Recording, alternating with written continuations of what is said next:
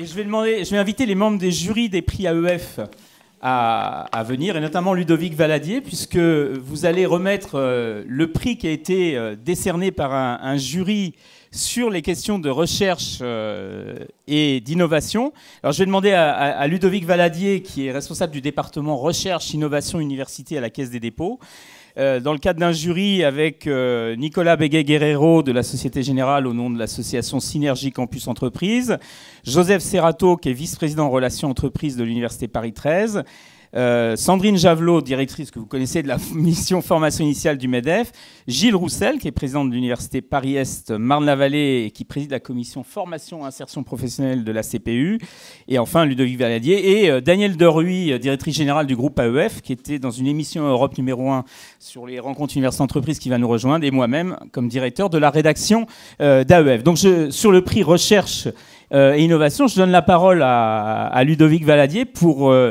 présenter le lauréat avec Madame Laurence Parisot qui va découvrir, qui a un peu découvert déjà l'Université européenne de Bretagne. Ludovic. Merci Jean-Michel.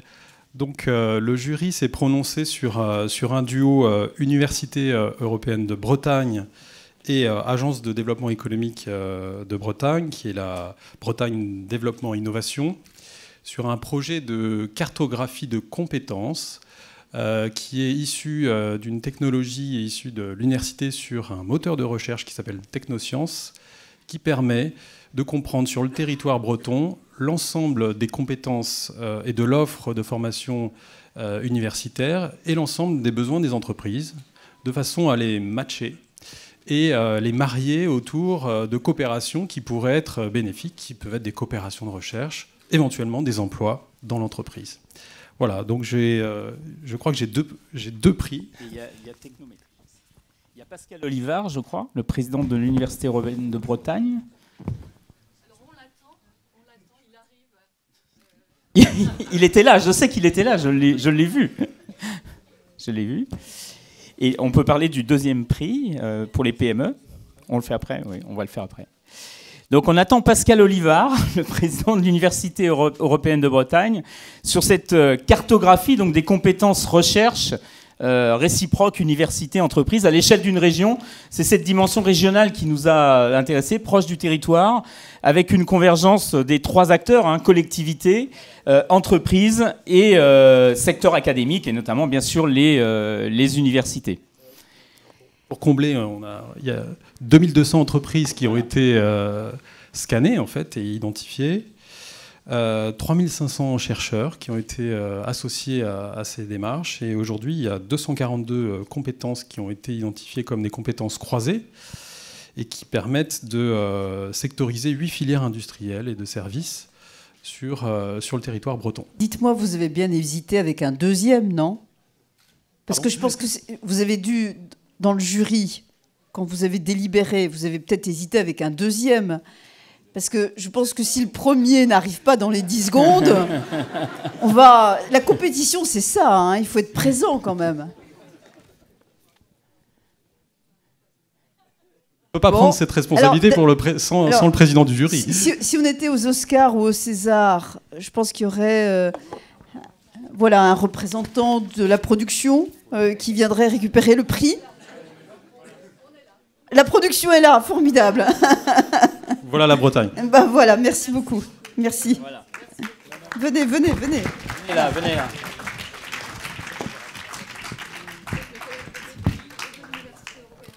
Eh bien, bravo, félicitations à vous pour ce prix qui récompense donc l'Université européenne de Bretagne et Bretagne. Mais le projet cartographie des compétences entreprises et laboratoires de Bretagne. Et l'idée derrière, pour le jury, je crois que je ne vais pas trahir les membres du jury, c'était que c'était vraiment quelque chose qui était généralisable. On va en faire évidemment la promotion, qui était généralisable à toutes les bonnes volontés dans les régions, parce que c'est un peu la philosophie des rencontres universités-entreprises depuis qu'on décerne ces prix. C'est de distinguer, mais pour que cette distinction, cette innovation puisse être généralisée et adaptée, bien sûr, en fonction des territoires. Et vraiment, cette dimension territoriale nous a paru très intéressante. Vous pouvez dire quelques mots, si vous voulez, si vous souhaitez. Merci beaucoup pour ce prix. Effectivement, c'est un programme et un projet qui nous tient particulièrement à cœur, qui a démarré depuis fin 2008, qui a demandé beaucoup d'énergie, un travail très important avec les différents établissements qui sont regroupés au sein de l'Université européenne de Bretagne. Voilà Pascal Olivard en vedette américaine. Voilà. Président de l'Université européenne de Bretagne. Je te laisse peut-être dire un petit mot.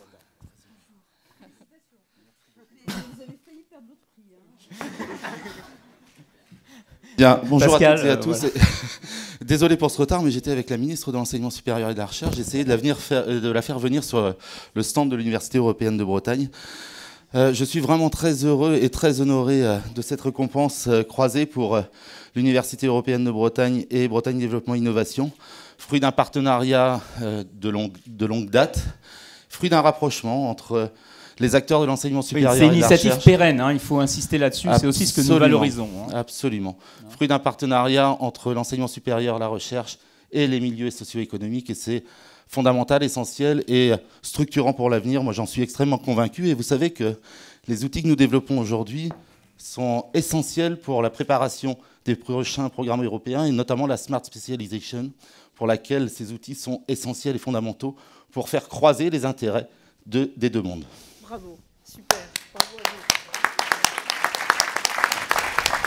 à vous. Et évidemment, je tenais à féliciter les collègues de l'UEB, dont Arnaud en particulier, mais les deux autres collègues qui bossent avec lui pour le travail et les compétences qui sont mises au service de ce projet, mais aussi les collègues de BDI, parce que les interactions sont vraiment excellentes. Voilà.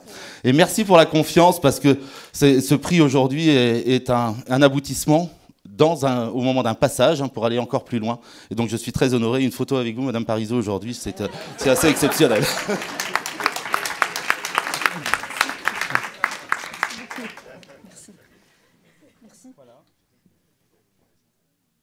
Pour mettre les diplômes. Voilà. Voilà.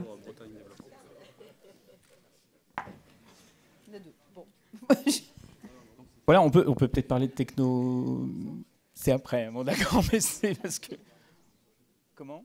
Oui, nous attendons la ministre qui visite les stands, en fait, qui va venir prononcer une allocution et qui va remettre un prix sur l'aspect formation, insertion professionnelle, dans le cadre aussi des prix AEF. Donc, Madame Parisot, si vous voulez faire des commentaires en attendant sur la situation. Eh bien, écoutez, il se trouve qu'en ce moment, je n'ai que ça à faire, comme vous l'avez tous remarqué. Donc moi, je suis cool, là, pour discuter avec vous. On l'avait bien remarqué, Mais vous voyez que je suis disponible dès qu'il s'agit du monde de l'éducation et de la relation avec l'entreprise. Votre initiative, Monsieur le Président, me permet de vous dire quelques mots à vous-même et à vous tous d'un projet que nous menons au MEDEF, qui est en phase encore de pilotage, qui n'est pas encore tout à fait parfait, mais qui s'en approche et qui n'est pas encore public pour cette raison-là. Notre projet est de dire la chose suivante, de partir du constat suivant. Aujourd'hui, il y a une offre de job, il y a une demande, et cette offre et cette demande, vous le savez bien, se rencontrent difficilement. Et une des raisons qui explique la difficulté de cette rencontre, c'est que les besoins de compétences évoluent extraordinairement rapidement. Même nous, chefs d'entreprise, nous avons du mal à dire à 1 an, 2 ans de ligne d'horizon, on aura besoin de telle ou telle formation. Je vous donne un exemple pour illustrer mon propos. Depuis 2 ou 3 ans, nous sommes tous dans le big data et nous avons des besoins de statisticiens que nous ne soupçonnions pas il y a 5 ans. Donc, savoir réagir à temps sur l'évolution de ces besoins, à temps et dans les bons endroits, c'est-à-dire savoir identifier que là, c'est en Provence-Alpes-Côte d'Azur, là, c'est en Bretagne, là, c'est en Franche-Comté, etc., qu'on aura X besoins, c'est un des projets que nous menons. Je pense que ça s'apparente aussi un petit peu au concept de cartographie. Donc pour cela, nous travaillons sur une base semestrielle ou trimestrielle. On n'a pas encore... ça fait partie des choses que nous sommes en train de tester.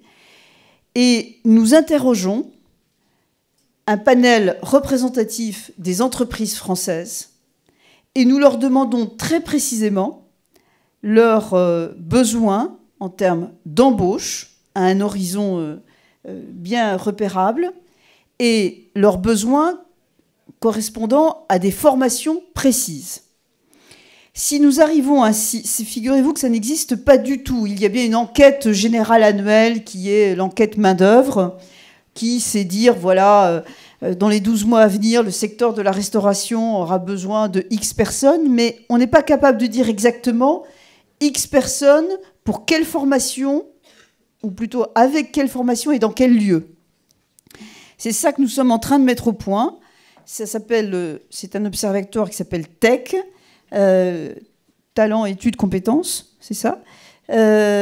Et j'espère que peut-être l'année prochaine, nous concourrons à un prix de l'AEF et que ainsi, voilà. Et pendant ce temps-là, Madame la Ministre, ça y est, je vous ai repéré. Figurez-vous qu'on m'a transformée en animatrice pour meubler. Exactement. Et comme je n'ai pas le talent de Raymond Soubi, je ne sais pas si j'ai passionné les foules, mais vous remarquerez que voilà, j'ai tout mon temps en ce moment. Et donc, j'ai été disponible. Merci en tout cas. Merci beaucoup. Merci.